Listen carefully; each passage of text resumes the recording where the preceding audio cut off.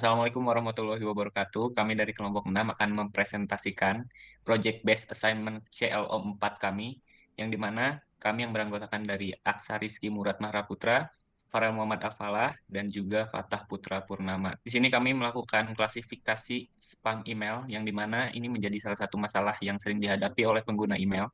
Jadi salah satu metode yang dapat digunakan untuk mengatasi masalah ini adalah dengan menggunakan metode random forest. Jadi metode ini menggunakan ensemble learning dari decision tree untuk menghasilkan prediksi yang lebih akurat. Nah, dalam penelitian ini dilakukan eksperimen untuk menguji kinerja metode random forest dalam klasifikasi spam email.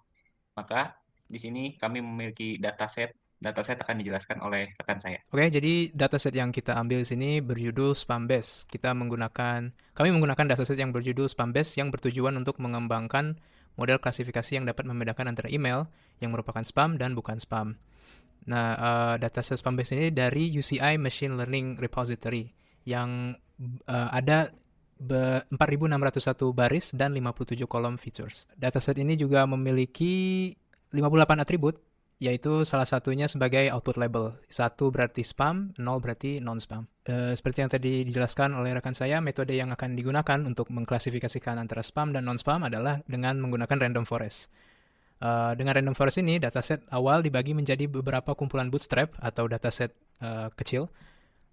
Masing-masing terdiri dari sampel yang dipilih secara acak dengan pemulihan. Lalu setelah itu, semua dataset itu dimodelkan dengan decision tree dan di voting nanti dengan random forest. Oke, jadi sebelum dimasukkan ke model, pertama kita pre-proses dulu datanya. Datanya dibersihkan, jadi kita acak secara shuffle gitu, biar nggak bias, dan dinormalisasi. Jadi nanti datanya akan berkisar dari 0 sampai 1. Oke, ini untuk codingan random forest-nya. Di sini kita membuat datasetnya dulu atau bootstrap-nya. Nanti setiap bootstrap akan dimasukkan ke model decision tree. Dan fitur-fiturnya juga untuk setiap bootstrap itu random. Dan tapi maksimum fiturnya bisa di set dengan parameter yang nanti ditulis ada. Nah, lalu pengukuran akurasi modelnya ini kita menggunakan yang namanya out of bag estimation. Out of bag ini adalah data yang tidak terpilih ke dalam bootstrap. Nantinya akan dievaluasi dan digabungkan dengan yang error dengan yang dipilih. Oke, selanjutnya menghitung decision tree. Dari setiap kumpulan bootstrap akan dibangun sebuah decision tree. Atribut yang digunakan membagi simpul dipilih secara acak dari seluruh atribut yang tersedia. Dapat dilihat ada dua fungsi, ada entropy dan informasi gain. Lanjut lagi. Lanjut lagi tentang decision tree. Oke, kode di samping berfungsi untuk menemukan titik pemisah terbaik dalam suatu dataset. Kode ini mengembalikan node yang berisi informasi tentang titik pemisah terbaik, keuntungan informasi, dan data yang terbagi menjadi dua kelompok untuk proses selanjutnya dalam membangun pohon keputusan atau decision tree. Selanjutnya tentang decision tree lagi, terminal node pada kode di samping menentukan nilai prediksi untuk simpul akhir dengan membagi nilai yang paling sering muncul dalam kumpulan label bootstrap.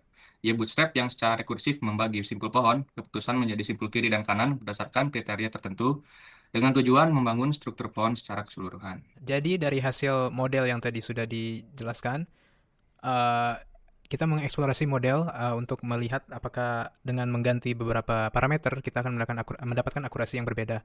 Di sini kita mengeksplor bahwa maksimum atribut yang dipilih untuk setiap bootstrap yang terbaik itu ada di maksimum atribut 4. Tapi kalau semakin banyak atributnya nantinya makin menurun akurasinya. Lalu kita juga mengeksplor pada jumlah bootstrapnya yang digunakan.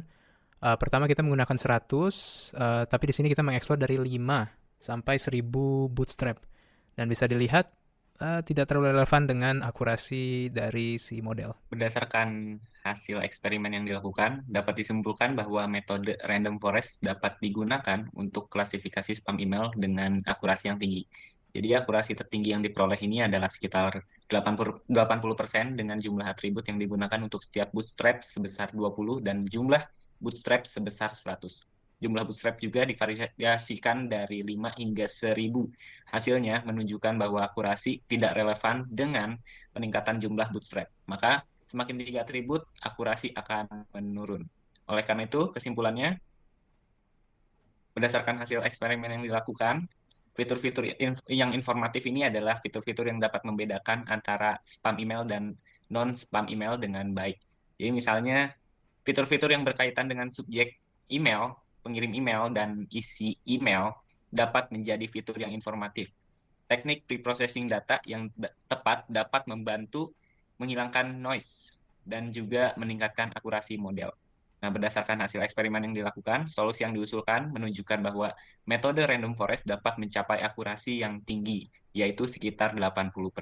Dan jumlah atribut yang optimal untuk kasus data ini adalah 4 atribut. Dan jumlah bootstrap yang optimal adalah 200. Maka penelitian ini menunjukkan bahwa metode random forest merupakan metode yang efektif untuk klasifikasi spam email. Sekian, terima kasih dari kelompok 6. Wassalamualaikum warahmatullahi wabarakatuh.